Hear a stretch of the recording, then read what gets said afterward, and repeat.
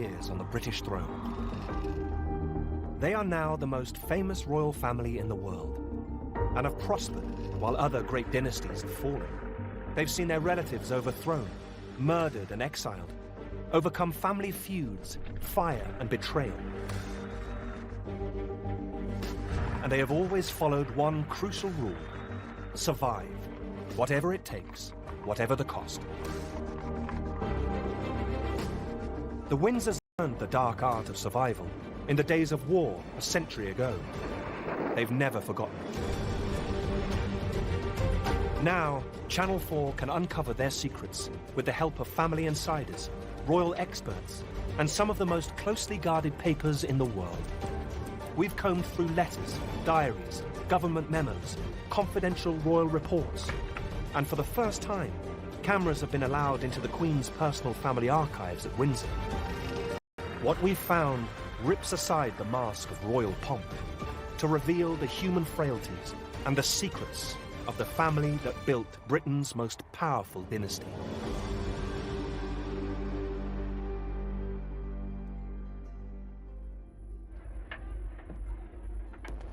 On the morning of the 13th of June 1917, 14 bombers took off from a base in German-occupied Belgium. Their destination, London.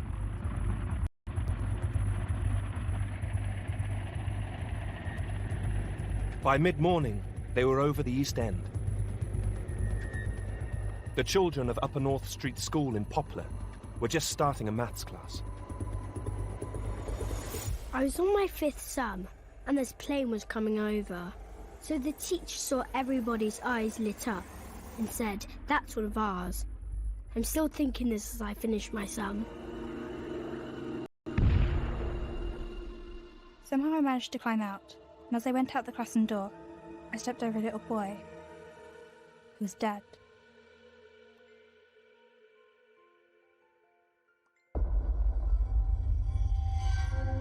"18 small children were killed. Across London, 162 people died. This was something totally new. It was horrific. It killed children.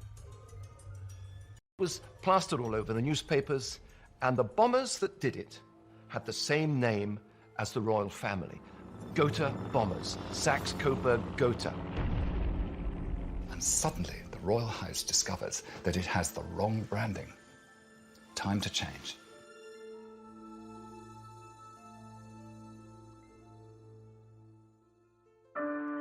In August 1914, the monarch was 49-year-old King George V. George V had none of the qualities you'd expect or want in a war leader. He was a very cautious, conservative character, blinkered, very much of his class. His official biographer complained that for 20 years of his life, before he became king, he seemed to do nothing except shoot pheasant and stick stamps into his stamp album. Dull, plodding, unimaginative, George was not a man to inspire sacrifice. The writer H.G. Wells famously described George's court as alien and uninspiring. King George V reacted to that. He said, "I may be uninspiring, but I'm damned if I'm alien." The problem for the king was that he was alien. People forget that the Windsors were originally a German family. Queen Victoria was as German could be, spoke German as well as she spoke English, and married, of course, Albert of Coburg, another German, so that meant that Edward VII was also completely German. His son, George V, who's the first Windsor, was half German and half Danish, because his mum was Danish. So there's not a jot of English blood, technically, in them. 8 of Victoria and Albert's 9 children had married into other European royal families. Before the First World War, you have this massive of dynastic network, this monarchs' trade union, all Queen Victoria's grandchildren, great-grandchildren, all sitting on most of the thrones of Europe, marrying each other, cousins marrying each other, this huge family network. George was first cousin to both the Russian Tsar, Nicholas, and the German Kaiser, Wilhelm. George's wife, Queen Mary, was also German and spoke English with a German accent. King George V, all his relations spread across the thrones of Europe. And I think he probably began the First World War thinking that those family relations would be able in some way to bring a quick solution. And the aspiration was that it would only last a few months. The king still saw himself as part of an international brotherhood of monarchs, but he had misjudged the public mood. The outbreak of war sparked anti-German rioting. My grandfather came from Württemberg, which is in southwest Germany. He managed to open a shop in South Shields. His name was Seitz, which is demonstrably not English, and so that was up above the shop. It was very, very prominent, and so it became a target. There were so many people gathered in the market square, throwing bricks and what have you. The younger children, down to my mother, who was 3. And so when the bricks started coming through the window, terrified. The king didn't realise it, but it became manifestly clear that everything German, even Dachshunds walking along the street, were being kicked by people. Anything that had a link to the dreaded and hated Germany was anathema. The most obvious link to Germany was the royal family itself.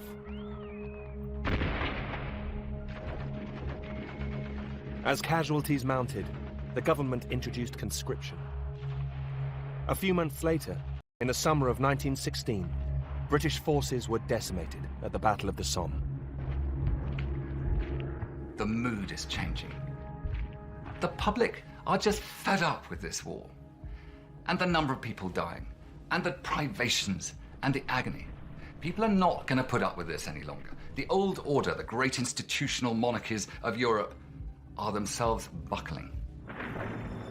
In March 1917, King George received terrible news. His first cousin, the Tsar of Russia, had been overthrown. It was a first blow to the international club of monarchs, and for George, deeply personal. As children, King and Tsar had holidayed together, and had always been close. George constantly writes in his diary, "I am devoted to Nicky." On several occasions. He felt Nicky was a real sort of soulmate, somebody who he could talk to. The king wrote a telegram to the Tsar. Events of last week have deeply distressed me. My thoughts are constantly with you, and I shall always remain your true and devoted friend, as you know I have been in the past. But the fall of the Tsar presented the king with a dilemma. Here are Nick and George, Emperor and Tsar, who look like twins here. Olga Romanov is the Tsar's great niece. They're wearing each other's uniform. Some tourist asked me if it was swapsies, and I said, no, not swapsies. Nicholas here is wearing the uniform of the Scots Greys, who he was Colonel-in-Chief to. Princess Olga lives in Kent.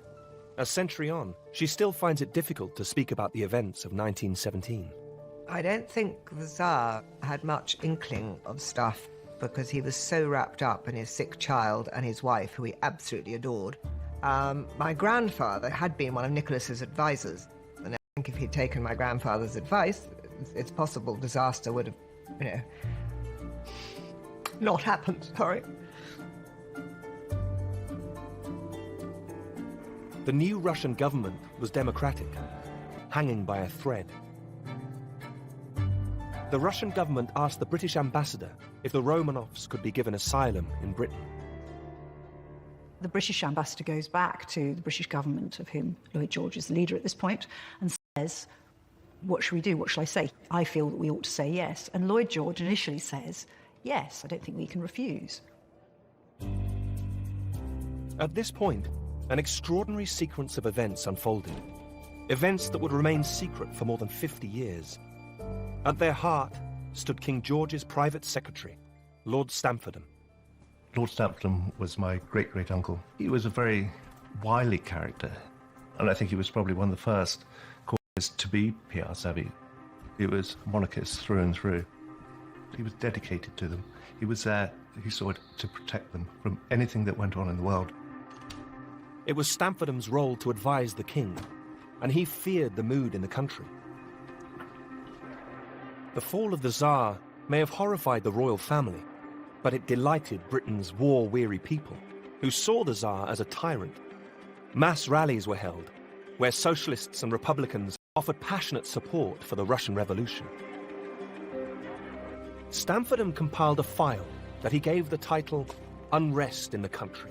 It contained newspaper clippings and letters he'd received from a network of informants. Stamfordham's top-secret file is now kept at Windsor Castle. Tens of thousands of records going back hundreds of years are kept here. And our cameras have been granted access to the Queen's own private archive. The Unrest in the Country file includes this letter from a Salvation Army colonel in Essex, which was typical of the type of information Stamfordham was receiving. I have noticed, since the news came to hand of the Russian Revolution, a change has come over a certain sector of the people in respect to their attitude towards the king and the royal family. A friend of mine saw written in a second-class railway carriage, "To hell with the king, down with all royalties." It is a panic that's going on, certainly a panic in the palace, which is beginning with Stamfordham, and I'm sure that he communicated that panic to the king. The king instructed Stamfordham to write to the government. His letters about the Tsar lay buried for half a century, but are now available at the Parliamentary Archives. For decades, people thought that the key decisions were taken by Lloyd George, the Prime Minister, and these documents reveal that this was not in fact the case. This is a letter from Windsor Castle dated the 6th of April 1917 to Arthur Balfour, who was the question of the Emperor and Empress of Russia coming to this country.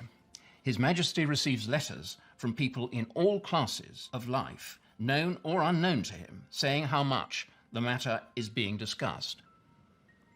This is the second letter on the same day from Stamfordham to Balfour, and it shows the degree of agitation that's going on. The residents in this country of the ex-emperor and empress would be strongly resented by the public. The opposition to the emperor and empress coming here is so strong that we must be allowed to withdraw from the consent previously given to the Russian government's proposal. It's very significant, I think, the language that is used.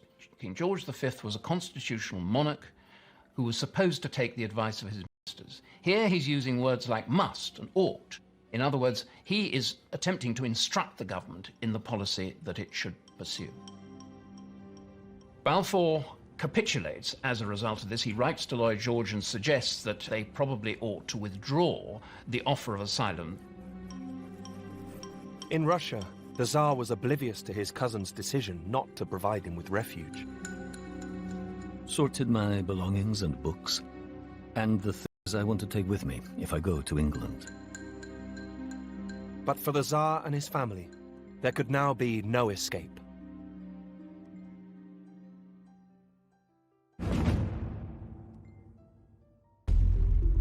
In March 1917, the Russian Tsar was overthrown.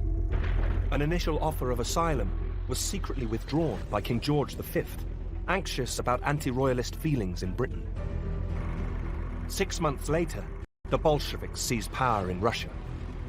The Tsar and his family were moved to this house in Ekaterinburg in the Russian Urals.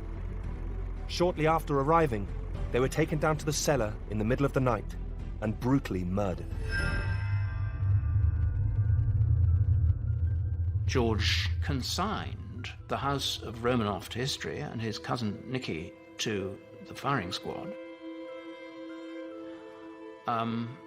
in order that the House of Windsor should survive. I think this decision to refuse asylum is characteristic, certainly, of the British royal family, which is a pragmatic, realistic, but a certain ruthlessness. When their survival is at stake, they will make the decision that ensures they survive. King George did eventually allow the Tsar's sister, Xenia, to come to England. She was rescued by a British battleship with her son, Prince Andrei, who was Princess Olga's father, George, in the death of the Tsar. My father never ever said that it was George's fault. He always thought it was the Prime Minister, but apparently it wasn't the Prime Minister's fault at all. It was all George's fault. I'm very glad my father died before the letter was found, because he would have been really upset.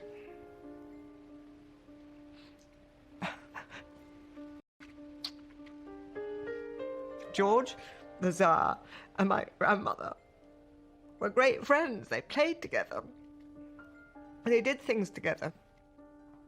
And eventually, George gave refuge to my grandmother and was wonderful to her. And used to put Queen Mary's nose totally out of joint. Was really, really nice to her. And I suspect a lot of that was guilt. George's ruthless abandonment of his cousin in April 1917 marked the death of the pre-war International Club of Monarchs. But for the king, a bigger challenge remained: to forge a connection with his own long-suffering subjects, now entering the fourth terrible year of war.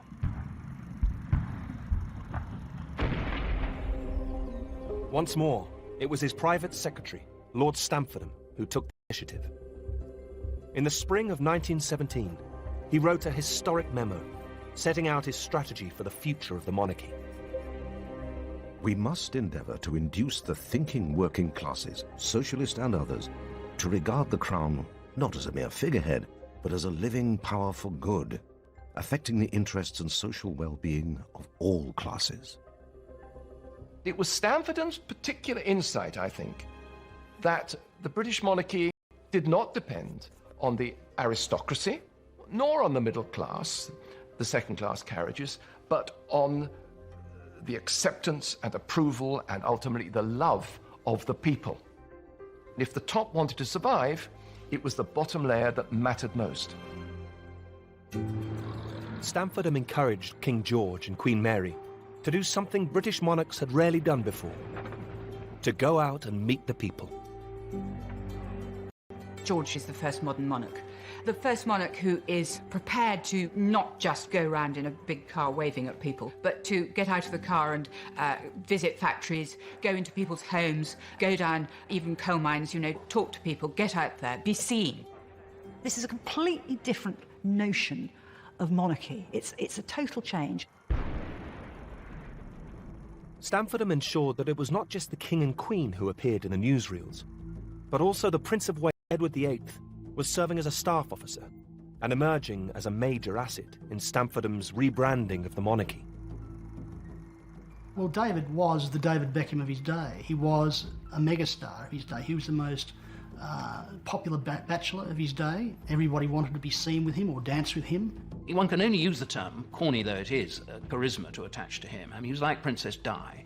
He glowed, he glittered. The prince was angry because he was kept away from the front line, but he played a key role in boosting morale. The king's second son, Bertie, was also doing his bit in the navy. But Bertie, the father of the present queen, was a completely different personality. He had knocked knees, he had his legs in splints, he had a terrible stammer which inhibited him, and he was not helped by the fact that his father was utterly unsympathetic towards this. And when Bertie was trying to say something with great difficulty, he would say, "Get it out, get it out." It's not just a question of stuttering, it's a question of these awful panic attacks sort of completely gripping him and making it really difficult for him to appear in public. Suffering from a chronic but undiagnosed stomach ulcer, Bertie would spend much of the war convalescing with his parents. Fortunately, his big brother generated enough attention for both of them. But as the Prince of Wales and his parents worked to forge a new bond with the British people, a major obstacle remained: the family's German name. Who is the king? Who is this man I'm fighting for in the cold, in the misery, in the fear of every day of the Western Front? Well, he is King George V, and he is your sovereign. Hang on, but he's called Saxe-Coburg-Gotha. Saxe-Coburg-Gotha was the name given to the royal family by Queen Victoria's German husband, Prince Albert. The king knew what had happened to other Germans in Britain. It must have been an intensely worrying time for the family. Is this going to happen to me? It's happened to those German immigrants out there in our country. After all we've done, for all the length of time that we've been here, do they still see us as German? Will they chuck us out, perhaps? In the wake of the Russian Revolution, Lord Stamfordham was finally instructed to come up with a British name for the British royal family. papers at the Royal Archives reveal him rummaging through the history books, feeding possible names to the King and the Prime Minister. The King bars Plantagenet and does not care about Tudor. Tudor Stuart has been suggested. Mr. Asquith advised against Tudor with its recollections of Henry VIII and Bloody Mary, and the last driven from the throne. He does not like Fitzroy, and Guelph. That is too foreign and is not at all liked by their majesties, who also do not approve of Fitzroy and its bastard significance. Royal history was proving a minefield. Stamfordham was at his wits' end. It is disastrous. The King is all for a prompt settlement. It was at this moment, on the 13th of June 1917, that London was raided by the Gotha bombers. It was a cataclysmic moment. Just imagine bombs falling from the air. We're used to it as an expression of warfare. This was something totally new. It was horrific. Now it went beyond degermanizing, went beyond cutting off from the Club of Monarchs. It was a question about the very identity and name of the dynasty. It could not be Gotha any longer. That same day, Stamfordham finally struck inspiration. The answer, he realized, lay in the very place he was working. I hope we have now discovered a name which may appeal to you, and that is that Queen Victoria shall be regarded as having founded the House of Windsor. Windsor is a brilliant idea, a fantastic piece of branding. It symbolises safeness, coziness, those lovely luscious green rolling landscapes, tea, cakes. It at once says exactly what George wants the British royal family to be. At Windsor Castle, the Royal Archives contain a letter from the same Salvation Army colonel who'd written earlier warning of anti-royalist feelings. Now he praised the King and Queen. Their strong efforts to remove in every possible way the German influence and power from the court will have its fruit in the abiding and affectionate loyalty of their devoted subjects. This is the beginning of the idea of the monarchy, the Windsor family, as being quintessentially British, which allows it to identify with British nationalism, to become the visible figurehead, embodiment of the British nation. Stamfordham received a letter of congratulation from the former Prime Minister, Lord Rosebery. Do you realize that you have christened a dynasty? There are few people in the world who have done this. None, I think. It is really something to be historically proud of. I admire and envy you. On the 11th of November, 1918, huge crowds celebrated the end of the war. Britain and its empire had lost close to 1 million men. Across Europe, no less than 9 monarchs had lost their thrones. But in London, the King and Queen were cheered to the echo. The House of Windsor was forged in war, but it grew out of a national crisis, threatening national survival, when the nation was saved by the people. A new monarchy had emerged, adapted to the democratic age, one in which King George's dullness had become a virtue. In his ordinariness, there was a humility. He wasn't a leader.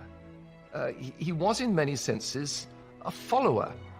And so, this essential humility that George V had proved to be the reason why his monarchy emerged from the war intact, and the grand imperial monarchies of Russia and Germany and Austria fell by the wayside.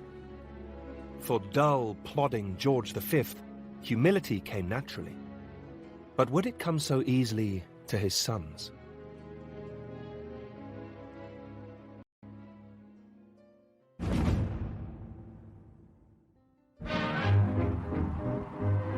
In the years following the First World War, the rebranded Windsor dynasty was hugely popular. The King and Queen continued their punishing schedule of public appearances. Their second son, Bertie, was starting to carve a modest niche for himself, although his stutter made public appearances a torment. I'm sure that we are all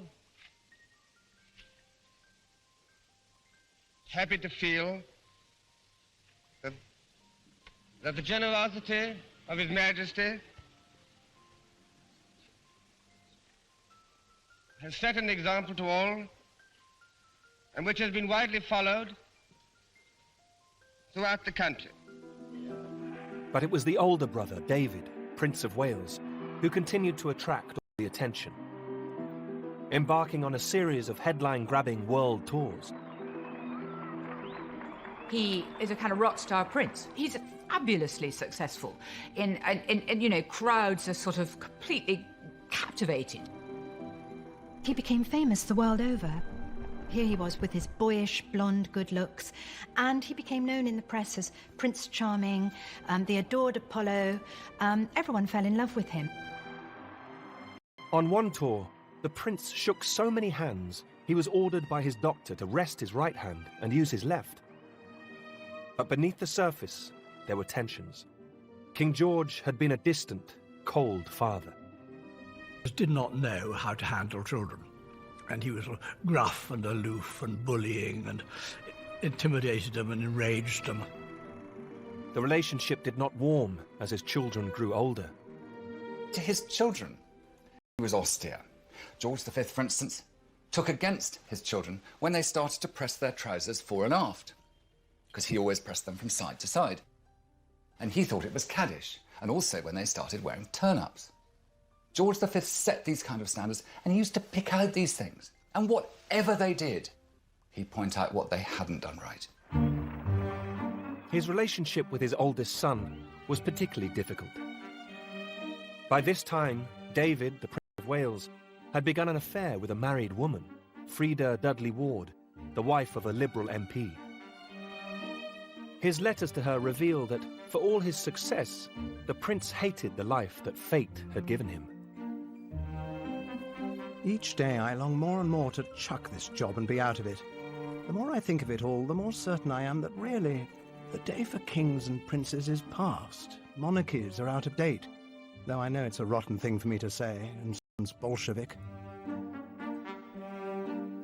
His letter to Freda from York Cottage, his parents' home on the Sandringham estate, at Christmas 1919, left no doubt how much he hated the place, and how much he missed her.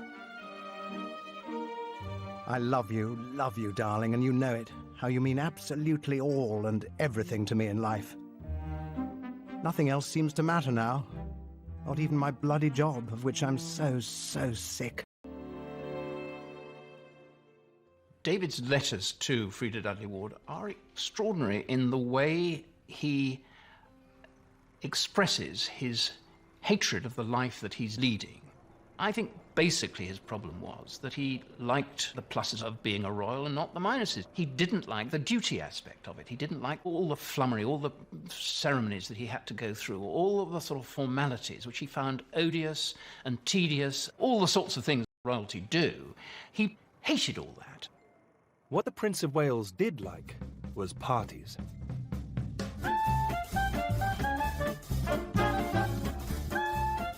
Like many young men returning from the war, he was captivated by the new jazz age.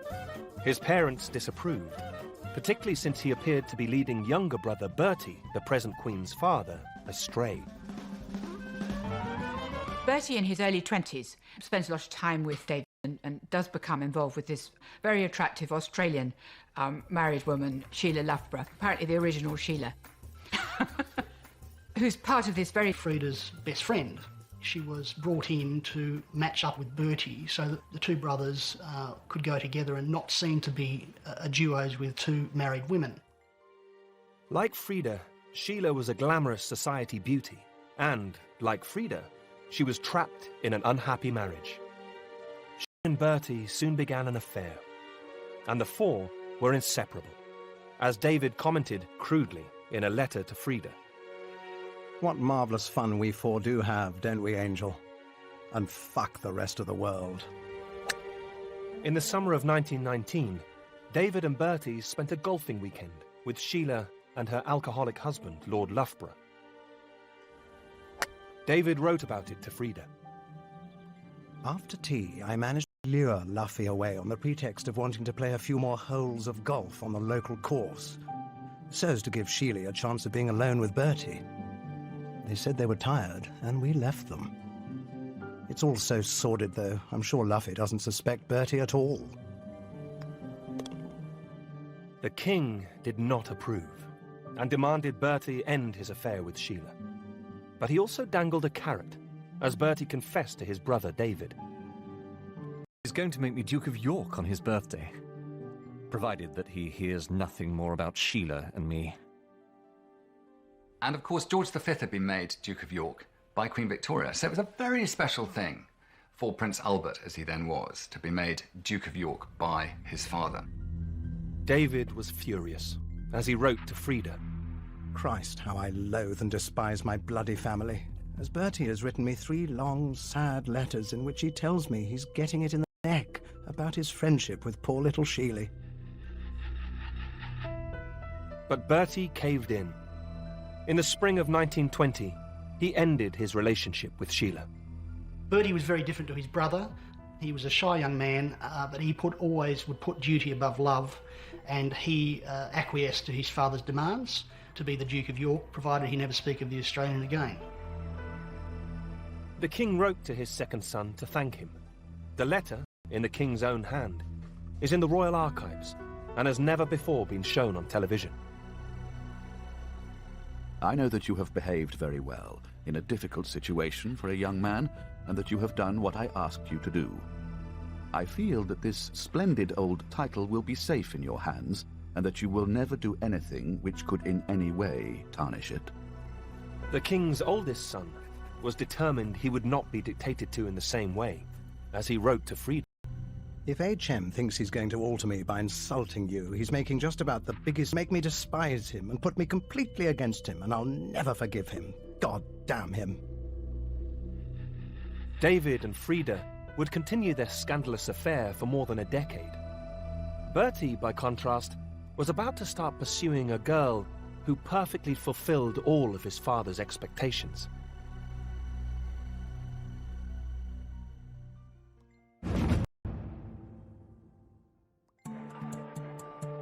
In the spring of 1920, the king's second son, Bertie, broke off his relationship with the married Australian Sheila Loughborough because his father had told him to. He was rewarded by being made Duke of York. Bertie now began to spend time at Glamis Castle in Scotland, where he had developed a new romantic interest, the 19-year-old Elizabeth Bowes-Lyon. Elizabeth Bowes-Lyon was the 9th child of the Earl of Strathmore, and the Strathmores went back into the Dark Ages practically. They were a very grand family with royal connections. They came from Glamis Castle, which was one up on the ordinary castle, which might have a ghost. It was haunted by a monster.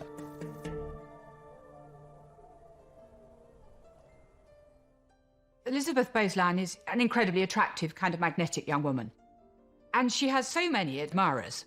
And you get this sense of her as being the sun, and all these people revolving around her. Everybody was in love with Elizabeth Bowes-Lyon. Bertie is immediately captivated.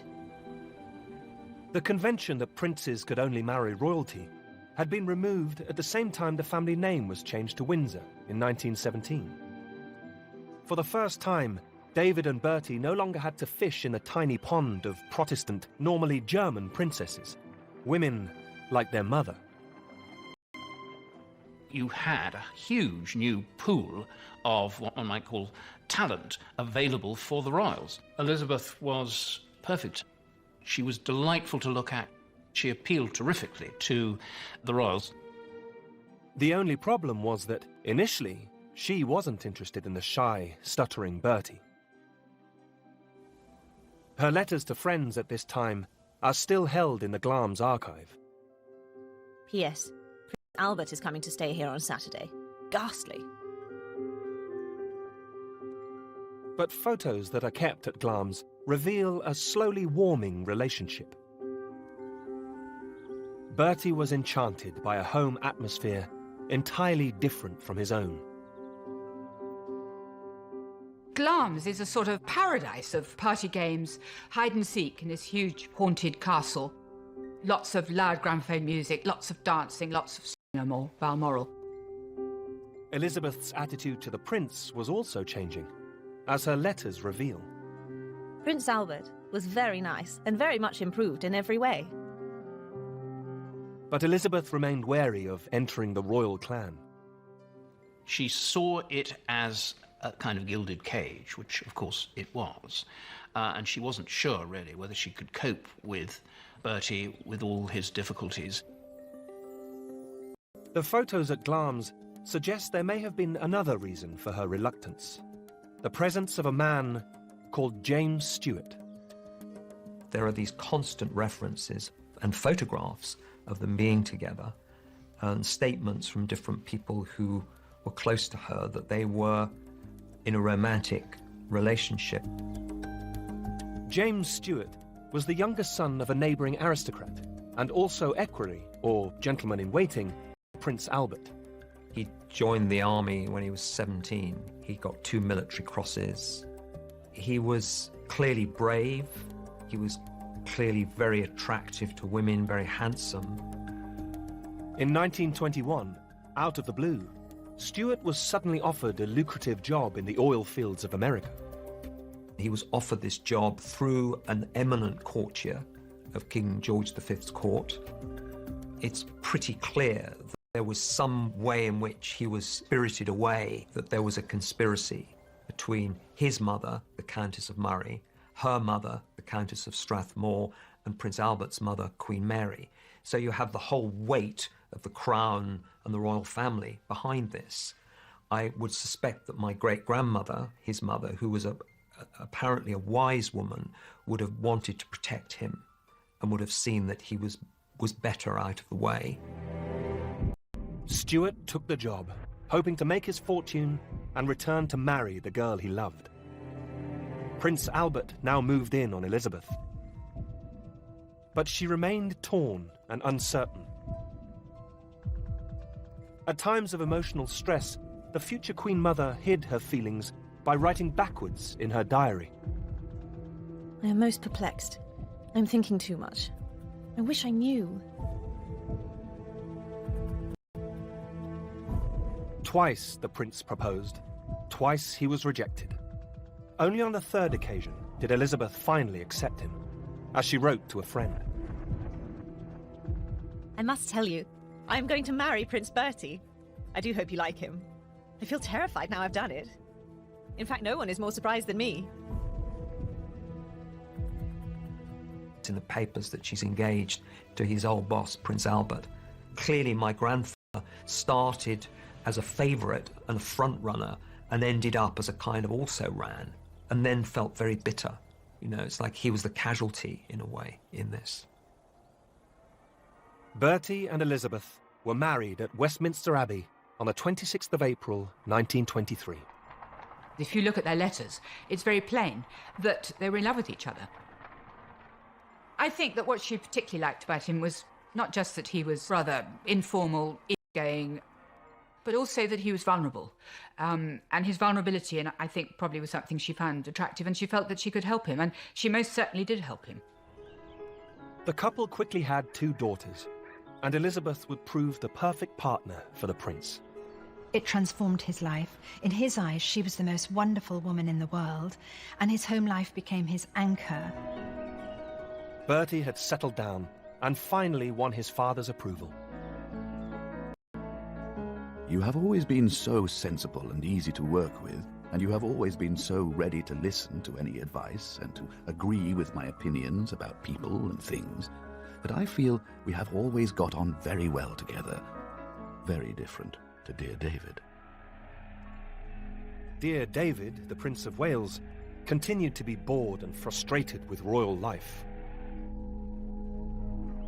I'm so heartily sick of being cheered and yelled and shrieked at. It almost hurts sometimes.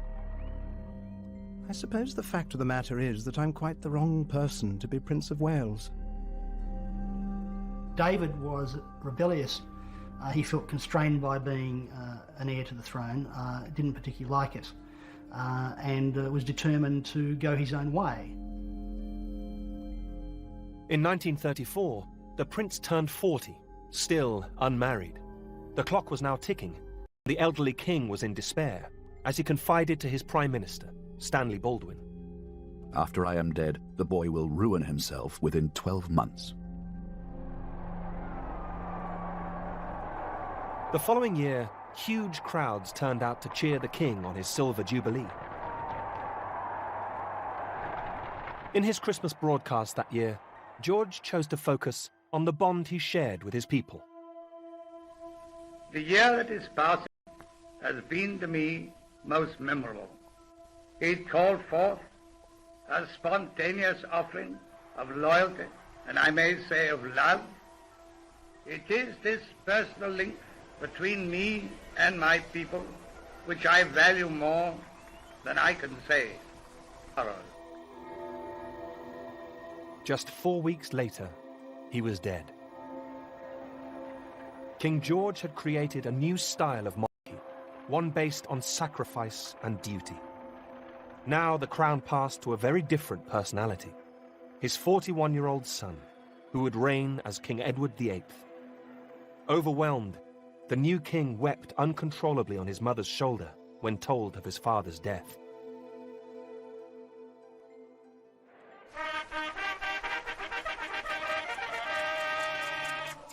As he was proclaimed king, Edward broke with tradition by watching from the windows of St. James's Palace. God save the king! At his side, a mysterious woman. Her name, Wallis Simpson. Wallis Simpson was an American divorcee who'd married an Englishman and was a sort of social climber in London in the 1930s. She'd had a rather rackety youth. Her first husband was a drunk and violent, and she had chosen her new husband, who was called Ernest Simpson, because really she'd sort of come to the end of her resources. Edward had begun his relationship with Wallis in 1934. He'd jettisoned Freda Dudley Ward and appeared to come completely under the spell of his new American lover. I think that the delight of Mrs. Simpson for King Edward VIII was that she was totally lacking in respect. She had no deference whatsoever, and she treated him like dirt, and he loved to be treated like dirt. I'm sure there was a strong sexual element in it. Mrs. Simpson was the dominatrix to beat all dominatrixes. She was a tough cookie, and you could see her wielding the whip without any trouble at all. And on one occasion, he asked for a light for his cigarette, and she made him beg for it like a dog. The new king's private secretary, Alec Harding, was horrified by the relationship, as was his wife. My grandmother detested Mrs. Simpson. Didn't like her at all. She thought she was vulgar and pushy. And this sounds snobbish. And in fact, it was snobbish. But I think Mrs. Simpson got on better with men than with women, and there was a certain kind of upper-class English woman who she was always going to rub up the wrong way. The new private secretary and others were also concerned about the couple's politics. I don't think Edward VIII was a fascist, but he was attracted to fascism because it was fashionable. It was known at the time as Savile Row fascism. Hitler seemed to have solved the main problem of the... and he had done this by sacrificing German rights, no doubt, and the business about the Jews was no doubt very unpleasant, but still he was showing what a strong autocracy could achieve. Decades on from when his father had cut the royal family's German links, Edward appeared to want to restore them. Some of the guests he and Wallis invited to their home at Fort Belvedere near Windsor were the despair of the king's private secretary and his wife. My grandmother certainly implied to me that they thought that some of the people visiting Fort Belvedere were potentially a security risk, essentially. She told me that state papers that went to the king came back with the stains from the bottoms of wine glasses on them, and that Edward VIII's guests might just have seen them. In August 1936, 7 months into his reign, the king and his mistress set off on a cruise of the Mediterranean. Wallis was about to divorce her second husband. But as head of the Church of England, Edward could not marry a divorcee. Pictures of Edward and Wallis were now being printed in papers and magazines around the world, everywhere apart from Britain. At home, the king remained hugely popular. When finally the Simpson story broke at the start of December, the public was stunned. You know, people were just shocked. It's hard to get across today just how shocked they were. It was almost disbelief. At first, there was widespread support for the king. Elizabeth, the wife of the king's younger brother Bertie, wrote in desperation to Queen Mary. Every day I pray to God that he will see reason and not abandon his people. And it must have dawned on Bertie with the most inexorable sense of horror that the buck was going to stop with him. And he couldn't persuade his elder brother to stay on and do the duty which, after all, his generation had all been expected to do in the First World War for king and country. They'd laid aside everything. And here was the king choosing to follow his own romantic instincts over duty. Determined to marry the woman he loved, on the 10th of December 1936, Edward became the first monarch in British history to voluntarily abdicate. Shy, stuttering Bertie instantly became king. His reaction was identical to that of his brother 11 months before. He finally gets to Marlborough House where his mother is and breaks down. He weeps on her shoulder for an hour beyond a mother's consolation. At that moment, you know, the future king of Great Britain, Emperor of India, head of the Church of England,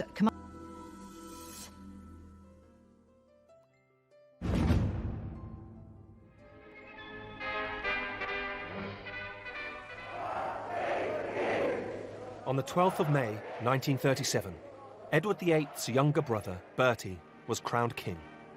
He took the name George VI in honour of his father. The new Queen, Elizabeth, could not forgive Edward and Wallis Simpson for the burden they had placed on the shoulders of her vulnerable husband.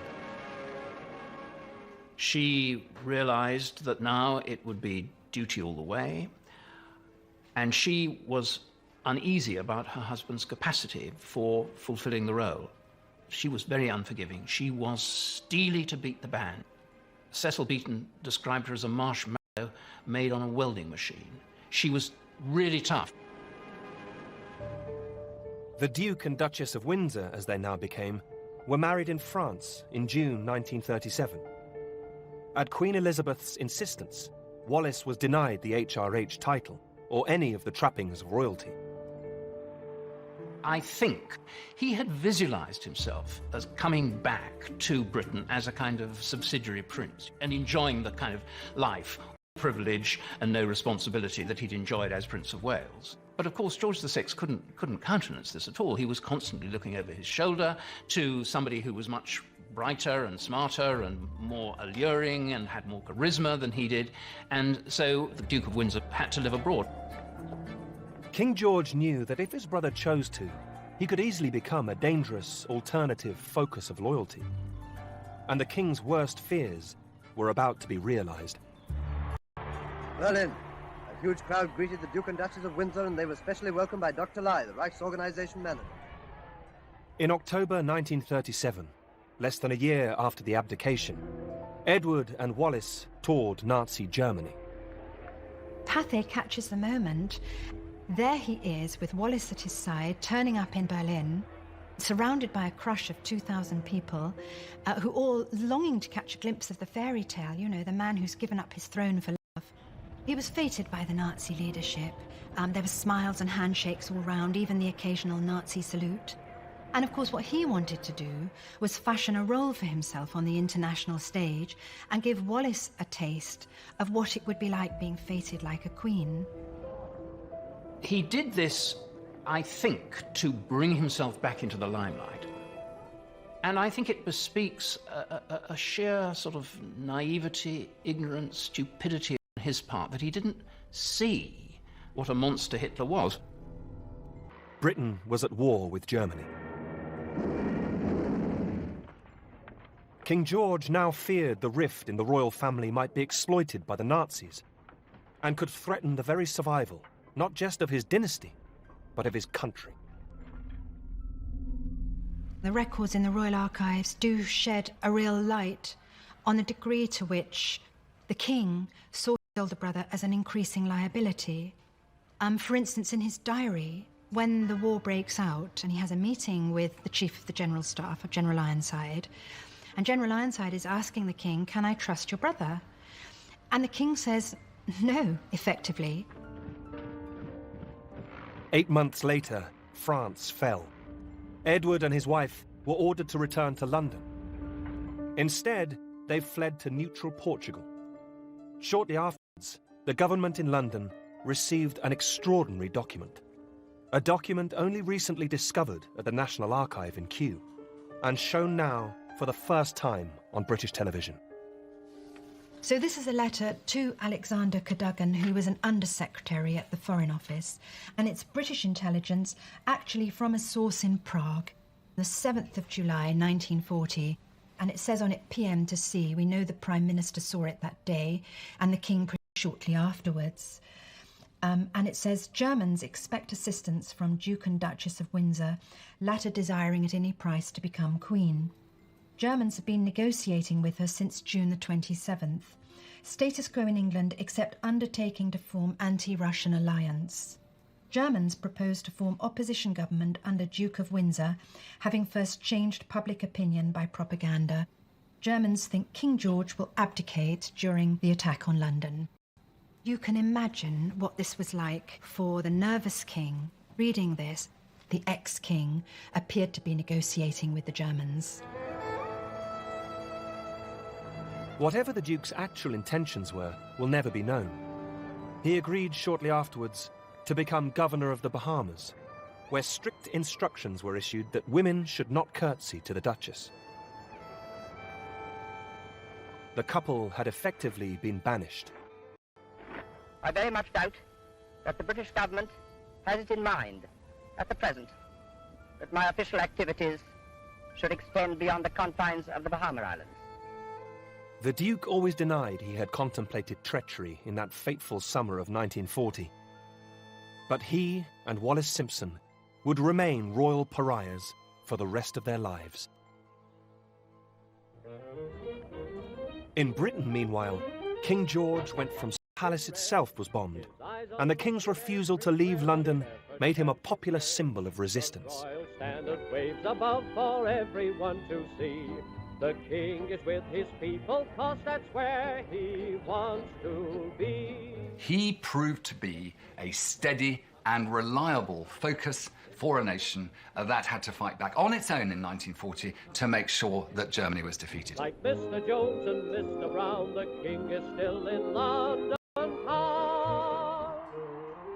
At the end of the war, King George stood on the balcony at Buckingham Palace, just as his father had, 27 years before. It was like the quintessential moment of victory, and the king had done it, you know. All the doubts about the monarchy at the time of the abdication were dispelled. The Windsor dynasty and the new model of popular monarchy had been tested in the fire of war twice and come through. It had been threatened by the rise of democracy and the danger of revolution, and had come through. And when threatened by internal division, it had been ruthless in cutting out the weak link. The Windsors present themselves to the world as an amiable constitutional monarchy. But I think their main duty is to ensure their own survival, and nothing has got to be allowed to endanger that. Duty and sacrifice were the foundation of the new Windsor dynasty. There could be no place for personal passions or desires. It was a heavy burden to lay on the next generation. Next time, using unseen footage, a lovesick princess and an ailing king keep up appearances as a crisis looms at home.